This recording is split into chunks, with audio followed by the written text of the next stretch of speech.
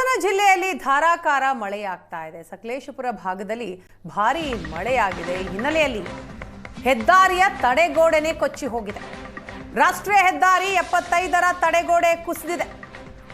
ಸಕಲೇಶಪುರದ ಆನೆಮಹಲ್ ದಾಣಿಗಾಲ್ ನಡುವೆ ನಡೆದಂತಹ ಘಟನೆ ಇದು. 100 ಮೀಟರ್ ಉದ್ದದ ಗೇಬ್ರಿಯನ್ ವಾಲ್ ಕುಸಿತಗೊಂಡಿರೋ ದೃಶ್ಯದಲ್ಲಿ ನೋಡ್ತಾ ಇದ್ದೀವಿ. ರಸ್ತೆ ಸುರಕ್ಷತೆಗಾಗಿ ಅಂತ ಈ ತಡೆಗೋಡೆಯನ್ನ ನಿರ್ಮಿಸಿರ್ತಾರೆ.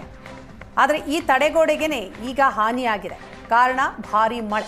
ಕಳೆದ ವಾರ ಅಷ್ಟೇ ಬಿರುಕು ಬಿಟ್ಟಿದ್ದಂತಹ ಕಾಂಕ್ರೀಟ್ ರಸ್ತೆ ಶೀತ ಹೆಚ್ಚಾಗಿ ತಡೆಗೋಡೆ ಸಹಿತವಾಗಿ ಈಗ ರಸ್ತೆ ಕುಸಿದಿದೆ. ಚತುಷ್ಪಥ ರಸ್ತೆಯಿಂದಾಗಿ ವಾಹನ ಸಂಚಾರಕ್ಕೂ ಕೂಡ ಈಗ ತೊಂದರೆ ಆಗಿದೆ. ಒಂದು ಬದಿ ರಸ್ತೆಯಲ್ಲಿ ವಾಹನ ಸಂಚಾರಕ್ಕೆ ಸದ್ಯ ಮುಕ್ತ ಅವಕಾಶವನ್ನ ಕಲ್ಪಿಸಿಕೊಡಲಾಗಿದೆ. ಭಾರೀ ಮಳೆಯಾಗಿದೆ. ಈ ಹಿನ್ನೆಲೆಯಲ್ಲಿ ಹೆದ್ದಾರಿಯ ತಡೆಗೋಡೆನೇ ಕೊಚ್ಚಿ ಹೋಗಿದೆ. ರಾಷ್ಟ್ರೀಯ ಹೆದ್ದಾರಿ 75ರ ತಡೆಗೋಡೆ ಕುಸಿದಿದೆ. ಸಕಲೇಶಪುರದ ಆನೆಮಹಲ್ ದಾಣಿಗಾಲ್ ನಡುವೆ ನಡೆದಂತಹ ಘಟನೆ ಇದು. 100 ಮೀಟರ್ ಉದ್ದದ ಗೇಬ್ರಿಯನ್ ವಾಲ್ ಕುಸಿತಗೊಂಡಿರೋ ದೃಶ್ಯದಲ್ಲಿ ನೋಡ್ತಾ ಇದ್ದೀವಿ. ರಸ್ತೆ ಸುರಕ್ಷತೆಗಾಗಿ ಅಂತ ಈ ತಡೆಗೋಡೆಯನ್ನ ನಿರ್ಮಿಸಿರ್ತಾರೆ. ಆದರೆ ಈ ತಡೆಗೋಡೆಗೇನೆ ಈಗ ಹಾನಿಯಾಗಿದೆ.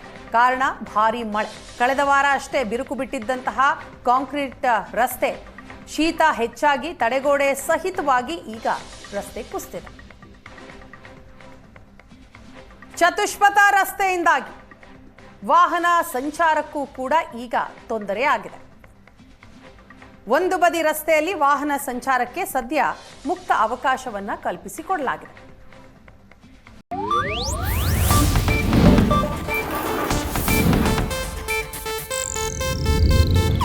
ಇದು ಏಷ್ಯಾನೆಟ್ ನ್ಯೂಸ್ ನೆಟ್ವರ್ಕ್ ಪ್ರಸ್ತುತಿ.